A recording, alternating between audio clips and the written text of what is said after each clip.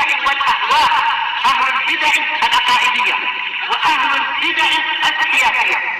نقول بيننا وبينكم السلف، بيننا وبينكم الكتب، كان فيقول البدع بيننا وبينكم. Bismillahirrahmanirrahim. Qala al-Imam al-Bukhari rahimahullah, Al-babur rabi'u wassalasun, bab yang ke-34, babuz zakati minal Islam. Boleh juga bab az-zakatu minal Islam. Zakat itu bagian dari Islam. Apa yang diinginkan oleh Imam Bukhari di sini dijelaskan oleh Al-Karmani rahimahullah di dalam kitab beliau Ad-Darari, yaitu penjelasan bahwasanya zakat itu bagian dari Islam, dan dalil-dalilnya nanti akan disebutkan di sini. Dan tatkala Islam itu identik dengan iman, berarti zakat itu bagian dari cabang keimanan. Berarti iman itu memang berisi amalan-amalan. Nah, dengan ini terbantahlah ucapan orang Murji'ah yang mengatakan amalan bukan bagian dari iman. Ternyata iman berisi amalan-amalan, di antaranya adalah zakat. Baik. Sekarang masuk ke kalam Imam Bukhari, wa qauluhu azza wa jal, firman Allah azza wa jal, wa ma umiru illa liya'budullaha mukhlishina lahud-din hunafa. Padahal mereka itu tidak diperintahkan kecuali agar mereka menyembah Allah dalam keadaan memurnikan untuknya agama ini, dalam keadaan mereka lurus. Wa yuqimus sholata wa yu'tuz zakah, dan mereka menegakkan salat dan menunaikan zakat. Wa dzalika dinul qayyimah, dan yang demikian itu adalah agama yang lurus. Baik, ayat ini berbicara seperti awal surat Al-Bayyinat itu, lam yakunil ladzina kafaru min ahlil kitab wal musyrikin, berbicara tentang orang-orang kafir, di antaranya adalah ahli kitab, bahwasanya mereka tidak akan melepaskan diri dari agama mereka yang lama setelah datangnya keterangan, yaitu banyak dari mereka yang degil, yang tidak mau mengikuti syariat walaupun sudah datang keterangan datang dari Rasul dan seterusnya itu. Dan makna yang kedua adalah mereka tidak akan dilepaskan oleh Allah sehingga datang kepada mereka keterangan. Memang mereka akan mendapat kiriman dari, yaitu berupa Rasul dan kitab suci. Kemudian isinya apa? Wa ma umiru illa liya'budullah. Padahal mereka tidak diperintahkan kecuali agar menyembah Allah. Ini ma nafiyah, illa di sini adalah istisna sebagai apa? Sebagai isbat. Sementara kita tahu di dalam usul fikih, yaitu apa? An-nafyu wal isbat min aqwa adawatil hasr. Penafian dan penetapan itu termasuk pola penetapan, yaitu pola pembatasan yang paling kuat, sebagaimana itu dijelaskan oleh Ibnul Athir dan juga dijelaskan oleh Asy-Syaukani. Kalau Asy-Syaukani di dalam kitab beliau apa itu Adabut Thalab, dan juga dijelaskan oleh Asy-Shinqiti di dalam Adwaul Bayan, yaitu apa? An-nafyu wal isbat min aqwa adawatil hasr. Peniadaan dan penetapan itu termasuk alat pembatasan yang terkuat. Maka statusnya bagikan innama. Mereka itu hanyalah diperintahkan 3 perkara saja. Apa itu? Yaitu mentauhidkan Allah di dalam peribadatan. Ya'budullaha mukhlishina lahuddin. Menyembah Allah dalam keadaan memurnikan agama hanya untuk Dia. Tak boleh menyembah Tuhan-Tuhan yang lain, sesembahan-sembahan yang lain dan seterusnya itu. Hunafa, dalam keadaan lurus. Sebagaimana juga dijelaskan oleh Al-Karmani di dalam kitab tadi Ad-Darari, yaitu mereka berpaling dari segala jenis kebatilan dan kesesatan menuju kepada kebenaran dan hidayah. Baik. Kemudian perintah yang kedua apa? Yaitu menegakkan sholat. Yang ketiga adalah menunaikan zakat.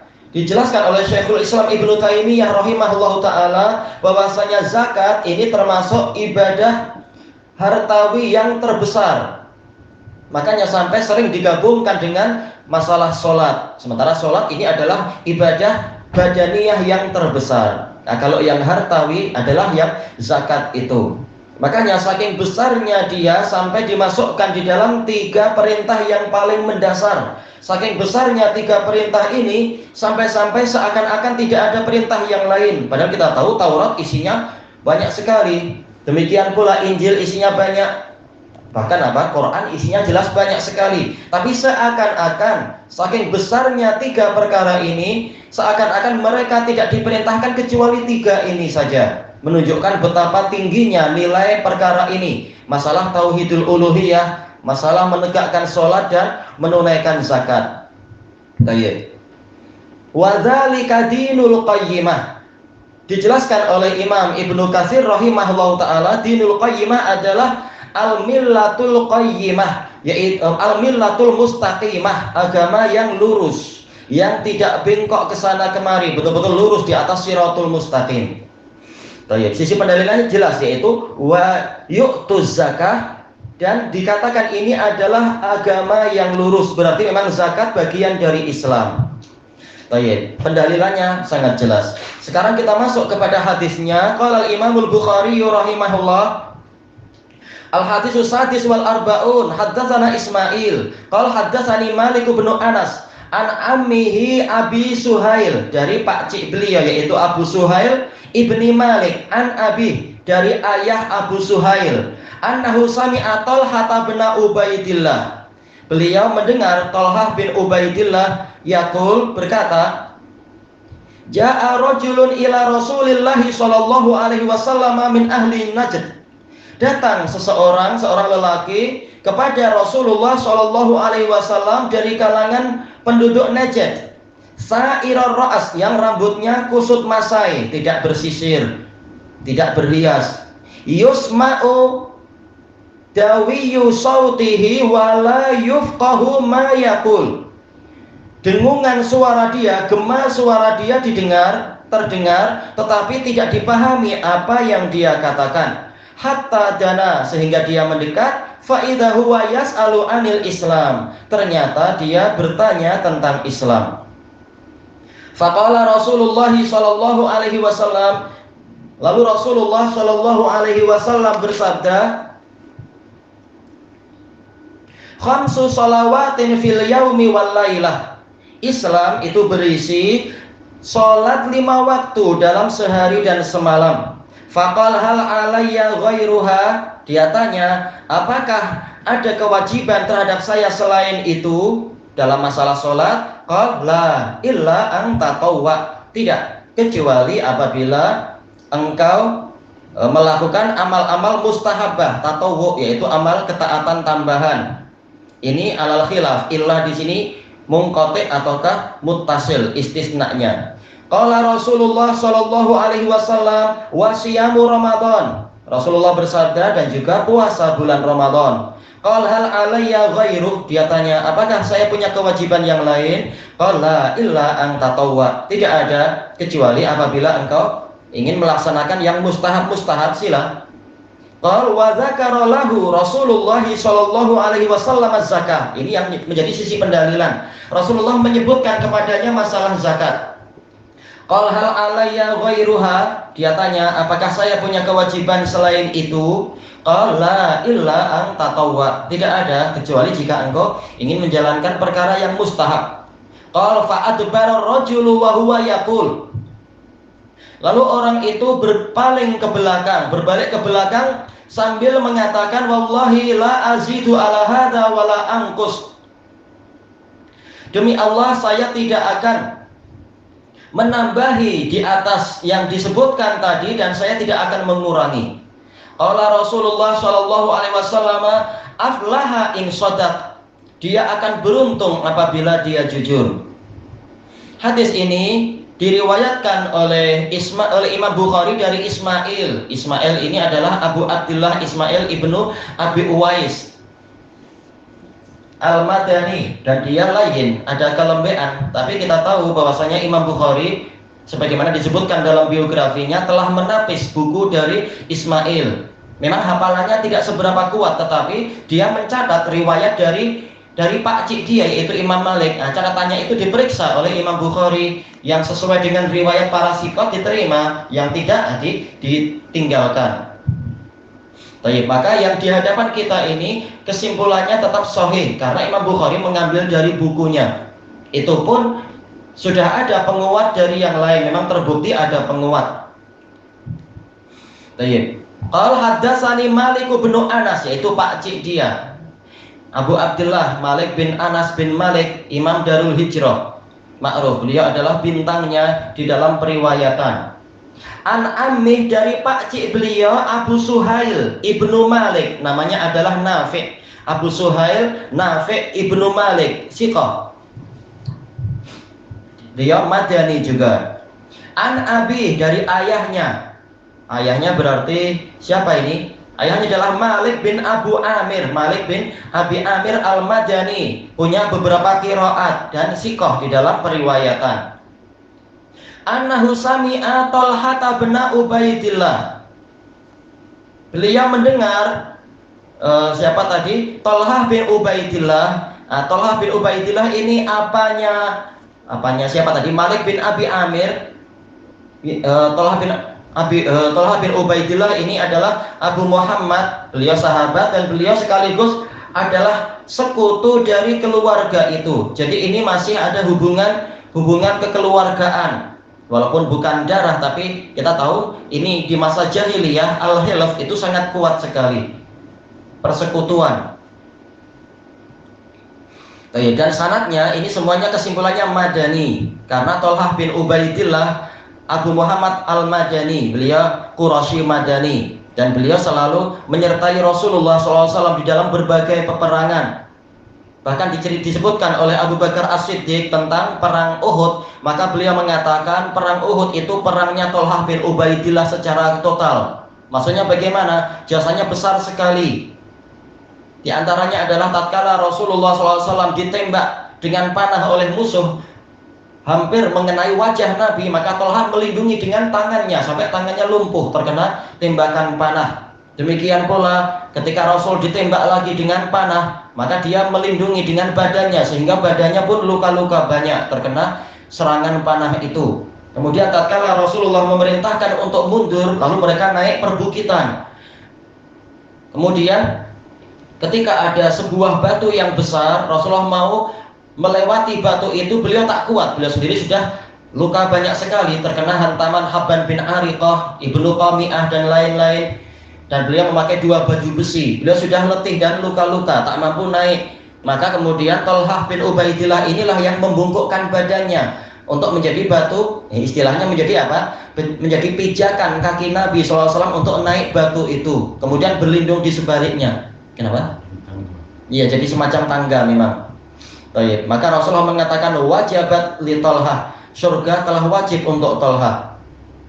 Baik, makanya dikatakan perang Uhud itu hakikatnya adalah perangnya Talhah bin Ubaidillah, jasanya besar sekali. Inilah beliau, dan beliau meninggal dunia pada usia 60 sekian tahun pada waktu perang Jamal, terkena tembakan panah. Allahul musta'an. Baik. Kemudian disebutkan di sini beliau bercerita, ja'a rajulun ila Rasulillah sallallahu alaihi wasallam min ahli Najd. Ada seorang lelaki yang menemui Rasulullah sallallahu alaihi wasallam dari penduduk Najd. Sebagian ulama diantaranya adalah Ibnu Abdul Bar di dalam Istidkar dan juga diikuti oleh Ibnu Battal dan lain-lain mengatakan orang ini, tokoh Badui ini namanya adalah Dimat Al-Asdi kalau tidak salah, atau Dimat bin Sa'labah Al-Asdi An-Najdi. Tapi ini dibantah oleh ulama yang lain, wallahu a'lam. Ibnu Abdul Bar menyebutkan itu karena apa? Karena Imam Muslim tatkala meriwayatkan hadis ini, setelahnya beliau mendatangkan hadis Anas bin Malik yang menceritakan terang-terangan namanya adalah Dimat. Makanya beliau ragu, boleh jadi ini adalah orang yang sama atau entah orang yang lain, tak tahu, tak masalah. Dari ahli Najd. Najd ini adalah yang di wilayah timur dari Madinah sampai mendekati wilayah Irak, itu semuanya dikatakan sebagai Najd. Ini sahabat. Iya, ini sahabat. Pak Badawi ini sahabat. Iya, sahabat. Ja'a rajulun ila Rasulillah. Ada seorang yang datang kepada Rasulullah Shallallahu alaihi wasallam. Ini menunjukkan disyariatkannya rihlah untuk menuntut ilmu, mengadakan perjalanan. Baik. Nah, di sini dia pergi dari Najd menuju ke tempatnya Rasulullah, Hijaz. Karena Mekah Madinah itu Hijaz. Mengadakan perjalanan sampai apa? Sa'irar ra's, sampai rambutnya kusut masai, tak sempat bersisir, tak sempat apa, langsung menjumpai Nabi. Baik. Jelas waktu itu tak ada R&R, tak ada salon ke apa dan seterusnya. Baik. Dijelaskan oleh Al-Munawi rahimahullah, boleh jadi ini adalah menunjukkan taqallulnya sahabat ini dalam masalah dunia, yaitu dia tidak bermewah-mewah, sehingga ya seperti itulah keadaannya. Dan dijelaskan oleh Al-Hafidz Ibnu Abdul Bar di dalam Istidhkar, di sini ada dalil boleh seseorang menyebutkan sifat orang lain yang boleh jadi itu seperti suatu kekurangan, sifat kekurangan, rambutnya kusut masai. Tetapi niatnya sekedar takrif, untuk memberitahukan, memperkenalkan, bukan tangkis, bukan untuk menunjukkan aib dan kekurangan. Itu boleh, sekedar menceritakan waktu itu memang peristiwanya begini-begini dan seterusnya. Yusma'u dawiyu sautih, gema dari suara dia atau dengungan suara dia itu didengar. Ad-dawi sebagaimana dijelaskan oleh pengarang kitab An-Nihayah fi Gharibil Athar, yaitu Ibnul Jazari, Ibnul Athir Al-Jazari, yaitu suara yang keras tetapi tidak dipahami, yaitu dengungan seperti dengungan lebah. Boleh jadi karena jaraknya waktu itu masih jauh sih. Dia sudah bicara dari jauh, sudah panggil-panggil Nabi dengan suara yang belum jelas. Wala yufqahu ma yaqul, dan tidak dipahami apa yang dia ucapkan. Yufqah, sebagian pensyarah mengatakan yufham, yaitu belum dipahami.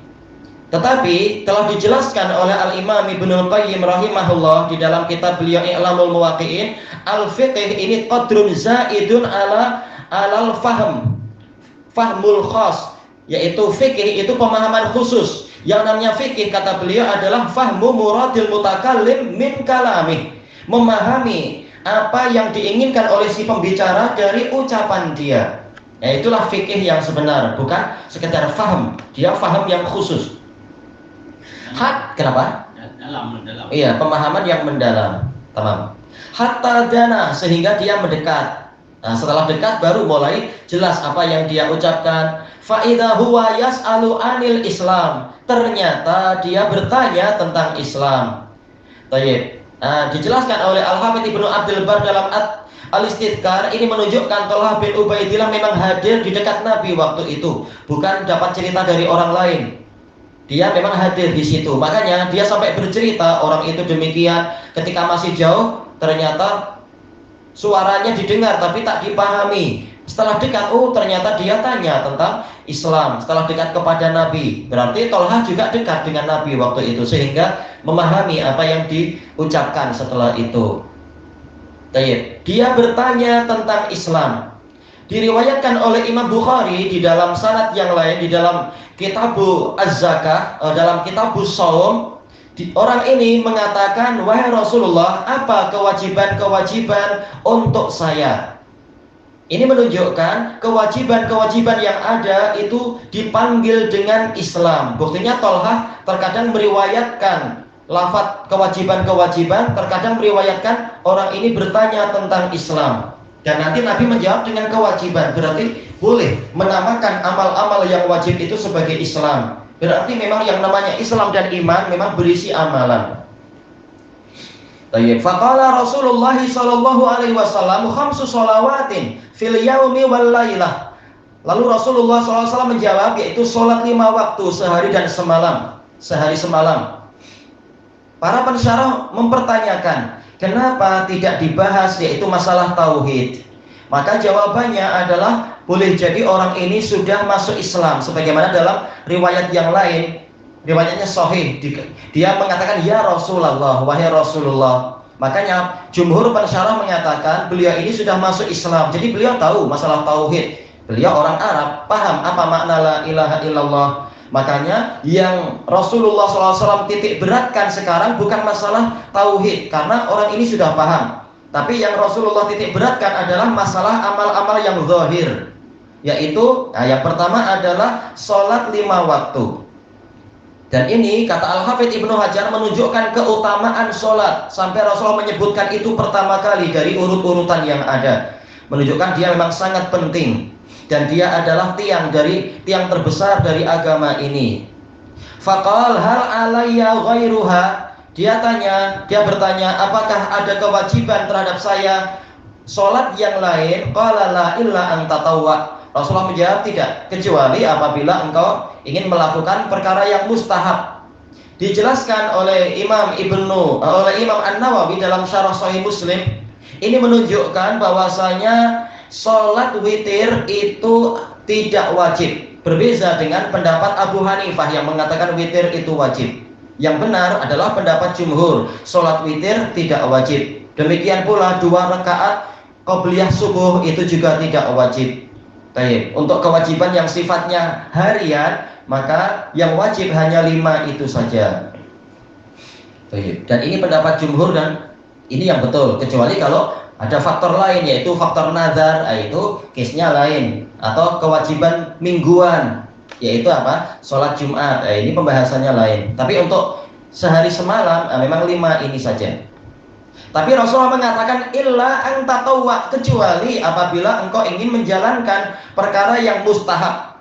Dijelaskan oleh Ibnu Battal di dalam Syarah Sahih Bukhari, di dalamnya ada anjuran untuk dia menjalankan yang mustahab juga. Tidak wajib, tetapi hendaknya Anda menjalankan perkara yang mustahab, karena ini dinamakan tatawwu, yaitu ketaatan. Ketaatan itu sangat dianjurkan. Memang kita diciptakan di dunia untuk menaati Allah. Maka di dalamnya, walaupun Nabi mengatakan tidak wajib, tetapi ada anjuran itu.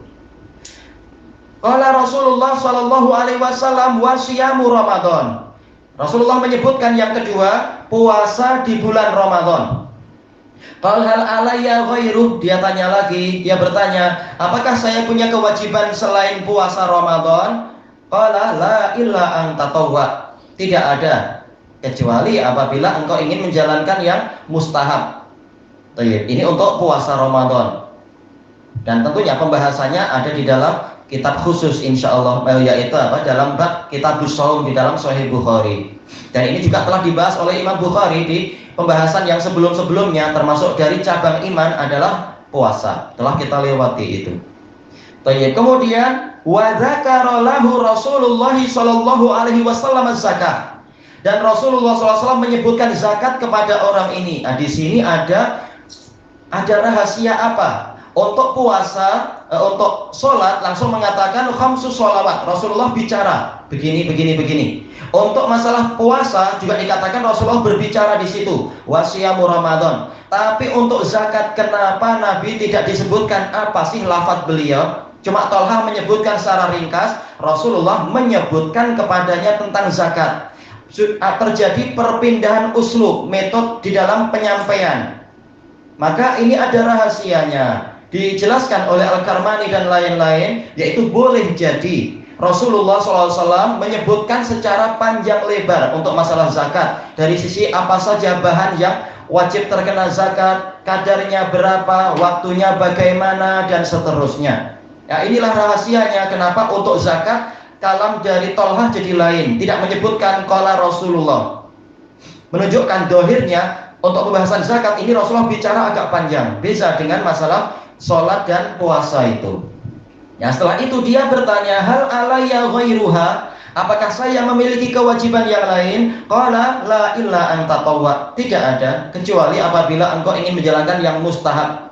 Sebagian ulama mengatakan ini menunjukkan benarnya hadis laisa ala syakhsin fi malihi siwa zakah. Tidak ada kewajiban pada seseorang di dalam harta dia kecuali zakat. Hadisnya sahih memang, tapi tentunya ada perkecualian dari sisi lain, yaitu selain zakat ada kewajiban, yaitu nafkah kepada keluarga. Cuma untuk yang lain-lain memang secara umum ini mustahab saja, sedekah-sedekah mustahabah. Qal fa'adbara rajul, lalu orang itu berbalik ke belakang. Wa huwa yaqul, dalam keadaan dia mengatakan, namanya badui ya, bahasanya langsung to the point aja. Langsung apa istilahnya direct kata orang-orang. Dah selesai itu selesai, langsung belah sambil mengatakan wallah la azidu ala hada wala angkus. Demi Allah, saya tidak menambahi atas kewajiban tadi dan saya tidak mengurangi. Dah cukup yang itu aja dah, saya nak itu aja. Seakan-akan bilang seperti itu. Baik, dijelaskan oleh Al-Hafidz Ibnu Hajar dalam Fathul Bari, ini menunjukkan bolehnya bersumpah walaupun tidak dituntut untuk sumpah. Dan tidak ada hajat dia untuk bersumpah. Rasulullah tidak tengah mencurigai dia. Kenapa sampai dia bersumpah? Tujuannya apa? Litakidil kalam, untuk menguatkan ucapan sampai bersumpah. Baik, apa isi sumpah dia? La azidu ala hada. Saya tidak akan menambahi terhadap yang wajib-wajib tadi. Ada khilaf panjang tentang ini. Apa makna ucapan dia ini? Tetapi kesimpulan yang paling tepat adalah yang disebutkan dalam riwayat yang lain, riwayat Bukhari dan Muslim juga. Dia mengatakan saya tidak akan menjalankan ibadah mustahabbah. Wah, ini namanya orang Badui, mungkin belum lama masuk Islam, belum banyak semangat, maka tak perlu kita bebani banyak-banyak. Baik, ini termasuk dari metode dalam berdakwah. Orang belum lama masuk Islam jangan dibebani ibadah banyak sekali, nanti dia akan letih dan bosan. Ini baru dilunakkan hatinya, baru mu'allafah qulubuhum. Maka biarkan dia cuma ingin melaksanakan 5, biar 5 sholat 5 waktu sudah bagus tuh. Yang sudah hidup sebagai muslim 30 tahun aja kadang banyak yang masih malas sholat 5 waktu. Nah, ini yang baru masuk Islam tak perlu dibebani yang banyak-banyak. 5 waktu sudah bagus sekali. Kemudian juga yang puasa Ramadannya tak perlu dibebani yang lain-lain dulu. Wala angkus, dan saya tidak mengurangi. Taib. Ada kemungkinan yaitu Rasulullah SAW membiarkan dulu, namanya baru masuk Islam. Nanti kalau semakin lama semakin kenal Islam dan cinta Allah, cinta Rasul dan berminat pada pahala, nanti lama-lama dia akan semangat itu, akan menjadi rajin, tak masalah.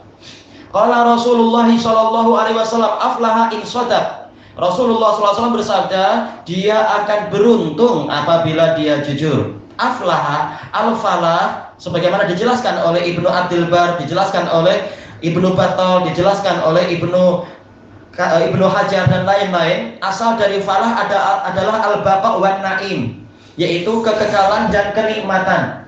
Intinya adalah dia kekal di dalam kebajikan, dalam khairat. Makanya Syekhul Islam dalam Majmu'ul Fatawa mengatakan al-muflih adalah al-faiz bil matlub wan naji minal marhub. Muflih, orang yang beruntung adalah orang yang berjaya mendapatkan apa yang diinginkan dan selamat dari perkara yang dikhawatirkan. Baik.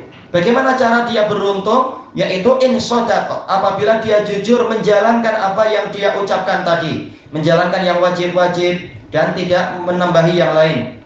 Cuma para ulama tanya, bukankah wajib juga untuk menjauhi maksiat-maksiat, haram untuk dia melakukan maksiat? Maka dijelaskan oleh para pensyarah tadi, di sebagian riwayat itu orang ini bertanya, apa saja kewajiban Allah terhadap saya? Jadi bukan, tidak mungkin Thalhah bin Ubaidillah hanya menyebutkan sebagian, karena memang dalam riwayat Anas, dalam hadis Anas di dalam Sahih Muslim akan disebutkan kewajiban lebih banyak lagi dan perkara-perkara yang wajib untuk dihindari. Jadi yang di hadapan kita ini riwayatnya memang paling ringkas, sebagaimana dijelaskan oleh Al-Hafidz Ibnu Abdul Bar. Beliau mengatakan dalam Tamhid, saya sudah memaparkan sanad-sanad banyak sekali. Untuk riwayat Thalhah bin Ubaidillah memang paling ringkas. Adapun untuk riwayat Anas dan lain-lain itu lebih panjang. Baik, maka bukan mustahil.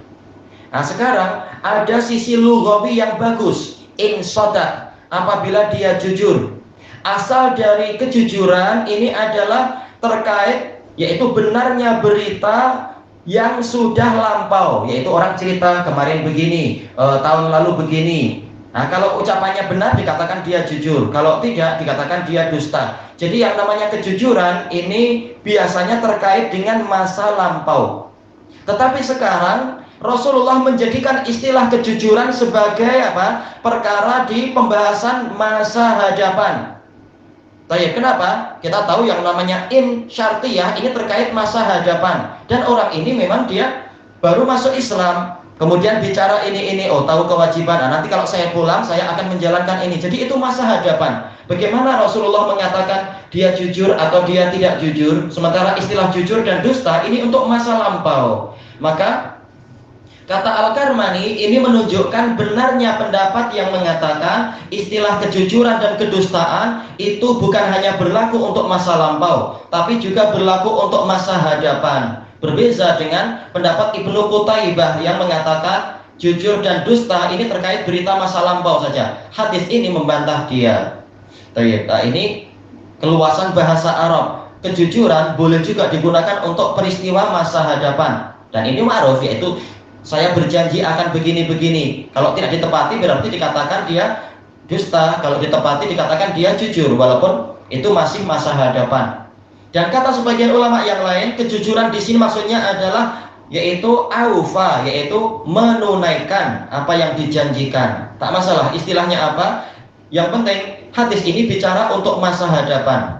Dan Rasulullah mengatakan kalau dia jujur, dia akan beruntung. Dalam riwayat yang lain, riwayat Bukhari Muslim, yaitu apa? Dakhalal jannah in shadaq. Dia akan masuk surga apabila dia jujur. Ini menunjukkan bahwasanya keberuntungan dikaitkan, digantungkan pada pelaksanaan kewajiban. Tentunya masuk di dalamnya adalah menjauhi larangan. Dan di dalamnya ada bantahan terhadap orang Murji'ah. Orang Murji'ah mengatakan la yadurru ma'al imani ma'asi.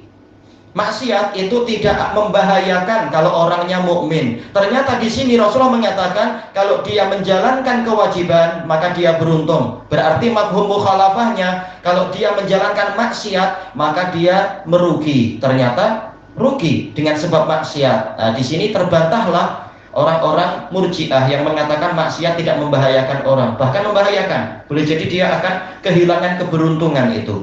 Tayyib ilahuna wallahu a'lam. Subhanakallahumma wa bihamdika la ilaha illa anta astaghfiruka wa atubu ilaik. Walhamdulillahi rabbil alamin. Jazakumullahu khairan.